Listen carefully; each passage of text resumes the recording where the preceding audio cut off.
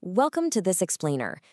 If you've ever watched a preschooler totally glued to a screen, pointing at a monkey or just roaring like a lion at the top of their lungs, you might think it's just, well, pure chaotic magic. Or, hey, maybe you're just grateful for 15 minutes of peace because, let's be honest, toddlers are absolutely exhausting.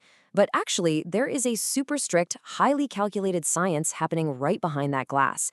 Today, we're decoding exactly how modern interactive media teaches young children how jungle animals make sounds.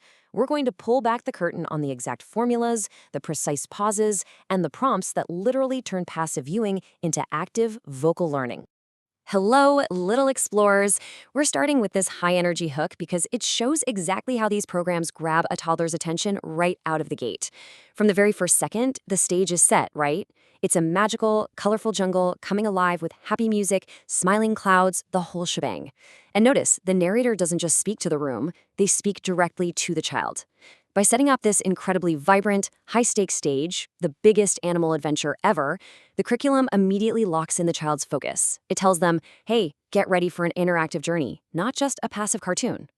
So here's our roadmap for today. We're going to explore the jungle habitat, break down the anatomy of animal introductions, look at learning through animal sounds, tackle interactive sound challenges, and finally, wrap up with reinforcement through play. All right, jumping right into part one, exploring the jungle habitat. Because before you can teach the sound, you really have to build the foundational environment where those sounds belong. To teach effectively, the curriculum curates a highly specific roster of animals. We are dealing with the absolute heavy hitters of the jungle here: the lion, tiger, elephant, monkey, crocodile, parrot, and snake. And these aren't just chosen at random. They're selected because they are bright, distinct, and incredibly recognizable to a kid. Plus, the cartoon background perfectly matches the real-world habitat of these animals. A monkey isn't just randomly floating in space, it's actively swinging in a lush, green, ultra-colorful jungle. This context is absolutely crucial to anchor the child's understanding of where these creatures actually live. Now, get a load of this critical number: 8 to 10. In the blueprint of toddler media, attention is a currency that just has to be constantly renewed. The golden rule is that every 8 to 10 seconds, the program must introduce a new interaction. Think about that. Every few seconds, the child is asked to guess, to point, make a sound, dance, or find an animal. There is literally no downtime. This rapid, relentless pacing ensures that young learners remain entirely 100% engaged. Moving into part two, the anatomy of animal introductions. Let's unpack the highly effective, super predictable mechanics used to introduce these creatures. There is a strict four-step mechanic applied to every single animal on that roster, and it never deviates. Step 1, a magical door opens with sparkles, building up all this anticipation. Who is coming? Step 2, the animal slowly walks in. Large, bright, cute, happy. Step 3, the name is stated. And finally, step 4, the sound imitation. By repeating this exact same structure for the lion, and then the elephant, and then the monkey, it gives the child a comforting rhythm. They learn the pattern, which drastically lowers their cognitive load. It lets them focus purely on the brand new information, the animal itself. So the real secret sauce here is the deliberate use of the rule of 3. Once that animal shows up, the narrator doesn't just say its name once. No way. They say it 3 times, escalating the energy every single time. Lion, lion, lion. Simultaneously, big, colorful text is bouncing around with sparkling stars. And remember, we're talking about toddlers. This visual spectacle, paired with that auditory repetition, is designed to cement memory and model pronunciation. It completely transforms simple visual observation into active pronunciation practice. Okay, part 3. Learning through animal sounds. This is the core focus of how the curriculum brilliantly bridges visual recognition to unique vocalizations. Once the child knows the name, the program seamlessly pivots to the audio. The narrator asks a very direct question: what sound does a lion make?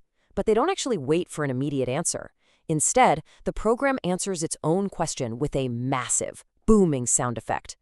Roar! The environment reacts. The jungle shakes a bit, leaves rustle, birds fly away. By pairing that direct question with a dynamic, auditory, and visual reward, the program firmly bridges the gap between seeing the lion and learning its thunderous roar. But it definitely doesn't stop there. The narrator then completely flips the script. Instead of just showing the child what a lion does, They demand physical and vocal participation directly from the young viewer. Can you roar like a lion? This right here is the moment of conversion. The child is no longer a spectator. They are an active participant in the jungle. They are applying the knowledge they just acquired literally seconds ago. And why this works so well is represented by another crucial number, 3. Specifically, a strategic 3-second pause.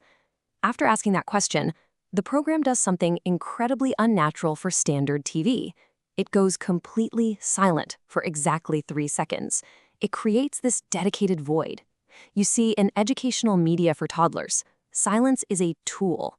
It essentially forces the child to actively fill that void with their own imitation. Without this pause, the child would just be talked over. But with it, they're given the center stage. Next up, part 4, interactive sound challenges. Once those baseline sounds and names are learned, it's time to scale up the difficulty and test that knowledge. Up until now, the child has seen the animal first and then heard the sound. Well, the interactive challenge totally reverses this. The narrator says, "Listen carefully," and plays an audio cue before revealing the animal. Then comes the question, which animal made that sound? This is a massive cognitive leap. By playing the audio cue first, the program shifts entirely to audio-first mastery. It's testing auditory memory and observation skills without relying on any visual handholding. The kid has to dig into their memory banks and retrieve the visual image based purely on the roar or the squawk or the chatter they just heard. This step-by-step sound challenge acts as a brilliant mini-quiz. First up, listen carefully to the audio-only clue. Second, there's that crucial 3-second pause we talked about, giving the child time to shout out monkey or elephant.